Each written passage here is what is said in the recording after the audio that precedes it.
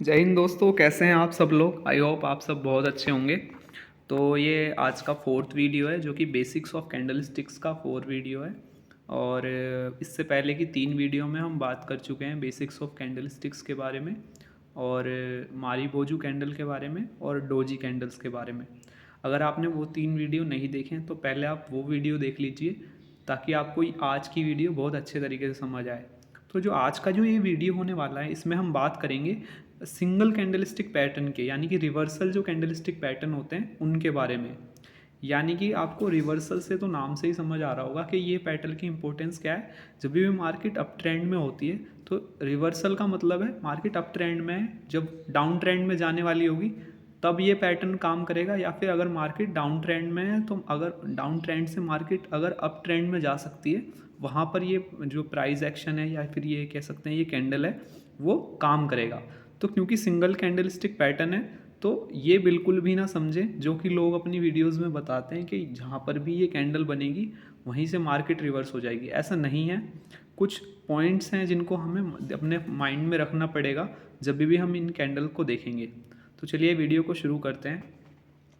तो सबसे पहले आपको इन कैंडल्स के बारे में समझना पड़ेगा, ठीक है। जो आपको अभी आपकी स्क्रीन पे ये कैंडल्स नज़र आ रही हैं, इनके साइकोलॉजी को समझना पड़ेगा कि इस तरह की कैंडल फॉर्म क्यों होती है। तो जो ये कैंडल है इनको हम क्या कहते हैं, हैमर्स कैंडल कहते हैं। अब इन कैंडल में क्या है, आपको ग्रीन कैंडल भी नज़र आ रही है और रेड कैंडल भी नज़र आ रही है। तो जब भी इस तरह की कैंडल आपको मार्केट में दिखती हैं, फॉर्म होती हैं, तो आपको इन कैंडल के पीछे की साइकोलॉजी के बारे में समझना है, ना कि इनके कलर के बारे में। यानी कि इनकी कलर की इतनी इंपॉर्टेंस नहीं होती है। इनकी जो इनके इस कैंडल के पीछे की जो साइकोलॉजी है उसकी ज़्यादा इंपॉर्टेंस होती है, ठीक है। तो अभी बात करते हैं। अगर आपने मेरी पहले की जो वीडियो देखी है तो आपको समझ आ गया होगा कि इस तरह की कैंडल क्यों फॉर्म होती है। तो हम जानते हैं कि मार्केट में दो ही लोग हैं, दो पार्टिसिपेंट हैं, यानी कि एक बायर है और एक सेलर है। उन दोनों की उन दोनों में से जब भी कोई एक डोमिनेट करता है तो प्राइस जो है सिंगल डायरेक्शन में मूव करता है। यानी कि अगर मार्केट में बायर्स डोमिनेट कर रहे हैं तो प्राइस क्या है, हायर हाइज फॉर्म करता हुआ ऊपर की तरफ जाएगा। अगर मार्केट्स में सेलर डोमिनेट कर रहे हैं तो price lower lower loss form करता हुआ नीचे की तरफ आएगा। और यदि अगर दोनों ही डोमिनेट नहीं कर रहे हैं तो मार्केट साइडवेज चली जाती है, ठीक है। इस तरह का हमको मार्केट में देखने को मिलता है, इस तरह के पैटर्न्स हमको मार्केट में देखने को मिलते हैं। तो अब ये वाली कैंडल के पीछे जो साइकोलॉजी है उसकी बात करते हैं। तो देखिए क्या होता है, मार्केट में यहाँ पर ये कैंडल ओपन होती है और ओपन के बाद क्या होता है, प्राइस जो है सेलर नीचे ले आते हैं, ठीक है। और उसके बाद क्या है, मार्केट में बायर्स आ जाते हैं और प्राइस को ऊपर ले जाते हैं। यानी कि मार्केट में डिमांड है तो मार्केट को जो प्राइस है वो मार्केट में ऊपर जाता जाता है। और आखिर में जो बायर्स हैं वो क्या करते हैं, क्लोजिंग जो है प्राइस की यहाँ कहीं पर करा देते हैं। ये जो ओ और सी आपको दिख रहे हैं इनका मतलब ये है opening price and close price, ठीक है। यहाँ ओपन हुआ और यहाँ पर आपने मार्केट में बायर्स ने क्लोज करवाया। तो हमें इस तरह का हैमर फॉर्म होते हुए दिखता है मार्केट में। और रेड कैंडल में क्या है, रेड कैंडल में बस फ़र्क इतना है कि ओपनिंग जो है प्राइस की ऊपर है और उसके बाद सेलर्स ने क्या है, यहाँ पर सप्लाई ज़्यादा आ गई और प्राइस नीचे आ गया। बट अगेन बायर्स आ गए मार्केट में, उन्होंने डोमिनेट किया और प्राइस को वापस ऊपर ले गए और यहाँ पर क्लोज करवाया, ठीक है। तो इस तरह की कैंडल जब भी फॉर्म होगी उसका मतलब है कि मार्केट में जो डोमिनेट कर रहा है वो बायर डोमिनेट कर रहा है। कई बार आपको इन हैमर्स कैंडल में ऊपर इस तरह की विक भी देखने को मिल सकती है, ठीक है। सो हमें ध्यान क्या रखना है, इन कैंडल के पीछे की साइकोलॉजी जो कि बहुत इंपॉर्टेंट है। नाम से कोई फ़र्क नहीं पड़ता, आपसे नाम कोई भी नहीं पूछेगा, बस आपको मतलब समझ आना चाहिए कि ये कैंडल फॉर्म होने का मीनिंग क्या है। पहली बात आपको क्लियर हो गई होगी इन कैंडल्स के बारे में। अब दूसरी तरह की हम कैंडल दूसरी तरह की जो कैंडल है उसके बारे में हम देखते हैं। ये जो आपको दूसरी तरह की कैंडल दिख रही हैं इनमें नीचे भी मैंने आपको विक बना के दिखाई है, बट सेम थिंग इसमें भी विक हो भी सकती है, विक नहीं भी। तो आपको क्या है, उतना विक पे ध्यान नहीं देना, ठीक है। पहली बात क्लियर। अब दूसरी तरह की बात, इस तरह की कैंडल्स को हम क्या कहते हैं, इन्वर्टेड हैमर्स भी आप इनको कह सकते हैं, ठीक है। ग्रेवयार्ड डोजी भी इनको कई बार बोल दिया जाता है। और इस कैंडल से जो पैटर्न फॉर्म होता है वो पैटर्न फॉर्म होता है शूटिंग स्टार पैटर्न, हम बोलते हैं उसको, ठीक है। अब इन कैंडल के पीछे की साइकोलॉजी क्या है, साइकोलॉजी इसी तरह से समझिए कि प्राइस ने, अगर मैं इस रेड कैंडल में आपको बताऊं, प्राइस यहाँ कहीं ओपन हुआ और उसके बाद क्या होता है, बायर्स प्राइस को ऊपर ले जाते हैं, ठीक है, यहाँ तक ले जाते हैं। बट क्या है, मार्केट में सेलर आ जाते हैं और सेलर क्या है, नीचे प्राइस को वापस ले आते हैं और प्राइस एक ये लो लगाता है और आखिर में प्राइस यहीं कहीं पर क्लोज कर देता है, ठीक है। तो ये दिखा रहा है कि इस मार्केट में क्या है, अभी सेलर हावी हैं, सेलर डोमिनेट कर रहे हैं, प्राइस को नीचे ले जा रहे हैं, ठीक है, सप्लाई ज़्यादा है, ठीक है।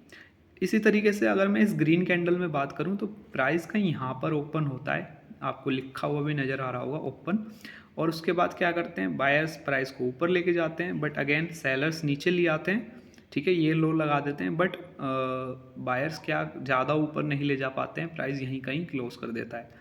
तभी भी इस तरह की कैंडल फॉर्म होती है, यानी कि ये जो कैंडल जब भी फॉर्म होंगी, इन कैंडल में हमेशा सेलर डोमिनेट करता हुआ आपको नज़र आएगा, ठीक है। अब आपको मैंने दोनों तरह की कैंडल्स के बारे में बता दिया है। अब हम बात करते हैं कि आपको ऐसा नहीं है, जब भी आपको मार्केट में इस तरह का इन्वर्टेड हैमर नज़र आया तो आप वहाँ पर क्या है, शॉर्ट कर देंगे, ठीक है, सेल कर देंगे, या आपको हैमर नज़र आता है, ये हैमर इस तरह का, तो आप वहाँ पे बाइंग की अपॉर्चुनिटी देखेंगे। नहीं, ये डिपेंड करता है कि ये कैंडल्स कहाँ पर फॉर्म हो रही है, ठीक है। और लोगों की वीडियोस में यही है कि लोग कहते हैं इस तरह की कैंडल फॉर्म हो रही है तो आप बाय कर लीजिए, अगर इस दूसरी तरह की कैंडल फॉर्म हो रही है आप शॉर्ट कर दीजिए। बट हमको ये देखना है कि ये कैंडल कहाँ पर फॉर्म हो रही है, उसी के आधार पर हम ये डिसाइड करेंगे कि हमको बाइंग करनी है कि नहीं करनी, सेलिंग करनी है कि नहीं करनी, ठीक है। अभी मैं आपको इस चार्ट में शो करके दिखाता हूँ।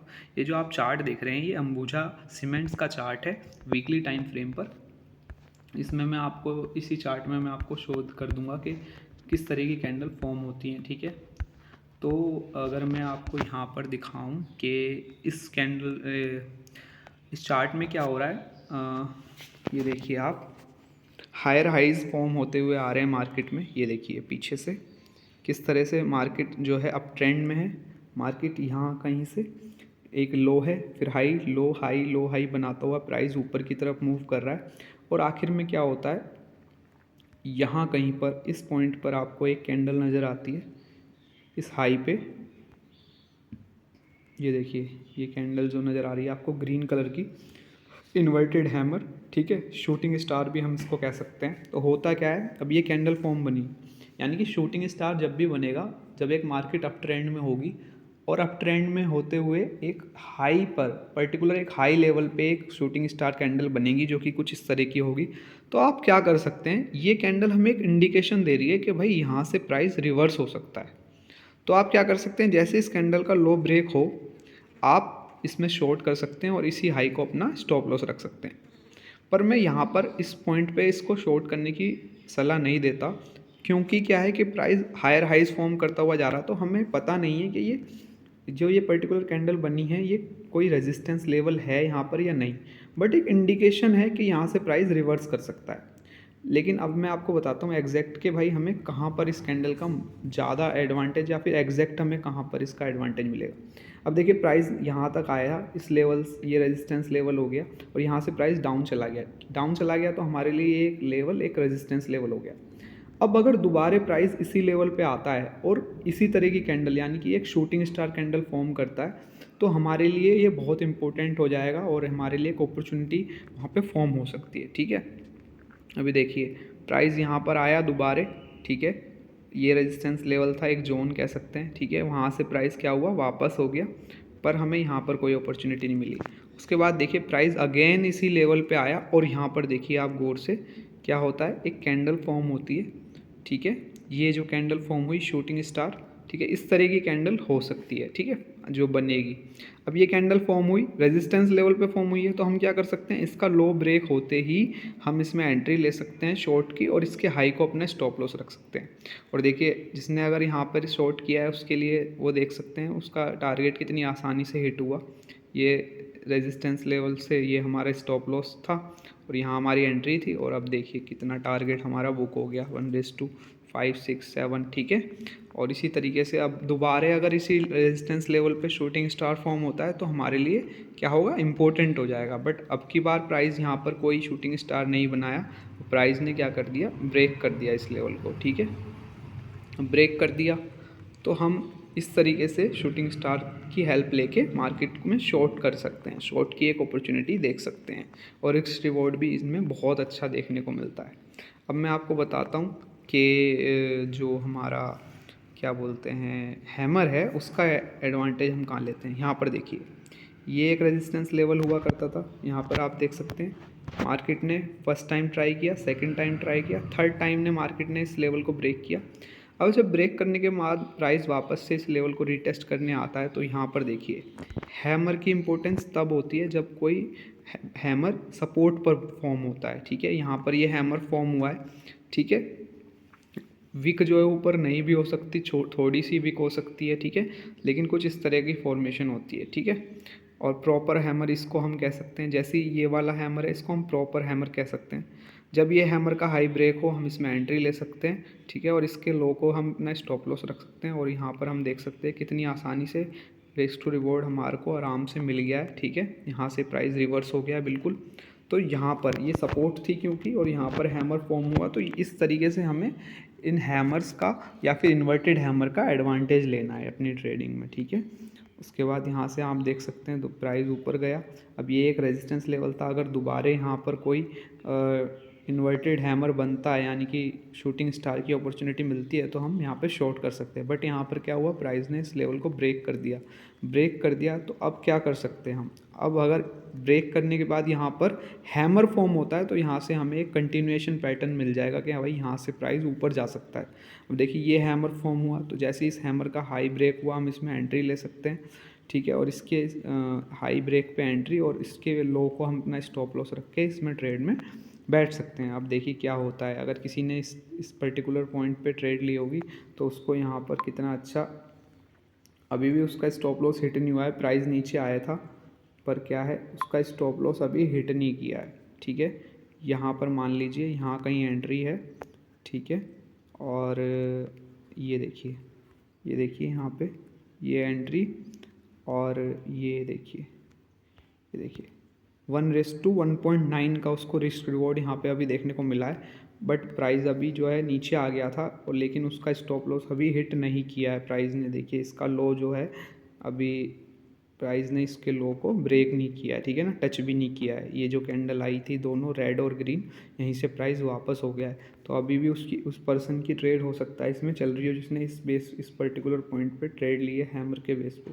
तो हैमर और इन्वर्टेड हैमर या फिर शूटिंग स्टार जो है इस तरह से काम करते हैं। आई होप आपको ये वीडियो समझ आई होगी और जो ये सब मैंने चीज़ आपको बताई है आप इनको यूज़ करेंगे, आपकी ट्रेडिंग में बेहतर करेंगे, आपको एडवांटेज मिलेगा इनका कुछ। ठीक है, और वीडियो देखने के लिए आपका बहुत बहुत शुक्रिया। आई होप आप सब बहुत अच्छे होंगे, हेल्थी होंगे, अपनी लाइफ में सब अच्छा कर रहे होंगे। और वीडियो देखने के लिए बहुत बहुत धन्यवाद। Thank you very much. जय हिंद, जय भारत।